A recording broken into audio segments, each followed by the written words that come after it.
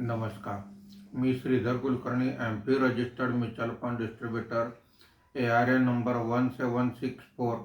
आज आपल्याला भारतीय शेअर बाजारात काय घडामोडी घडल्या या संदर्भात थोडक्यात माहिती सांगणार आहे. आज सकाळी शेअर मार्केट सुरू झाल्यावर तेजी होती. दिवसभर तेजी टिकून होती. मार्केट बंद होताना सेन्सेक्स हा 580 पॉईंटने वाढून 77,502 वर बंद झालेला आहे. निफ्टी हा 170 पॉईंटने वाढून 24,176 वर बंद झालेला आहे. आजच्या कामकाजामध्ये BSE IT इंडेक्स सर्वात जास्त म्हणजे 4.37% वर आहे. BSE consumer durable index 1.45%, BSE auto index 1.33% वर आहे. BSE कॅपिटल गुड्स इंडेक्स 0.73% खाली आहे. Nifty mid cap index 0.48%, Nifty small cap index 1.25% वर आहे.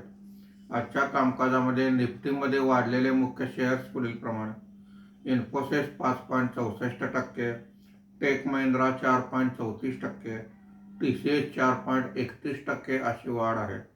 आज निफ्टीमध्ये घसरलेले मुख्य शेअर्स पुढीलप्रमाणे: max healthcare 1.10%, L&T 0.81%, Tata Motors passenger vehicle 0.53%, Nestle 0.52% अशी घसरण आहे. FIIने 312 कोटी रुपयांची विक्री केलेली आहे. देशी वित्तीय संस्थांनी 1784 कोटी रुपयांची खरेदी केलेली आहे. रुपयाच्या दरात 14 पैशाची घसरण झालेली आहे.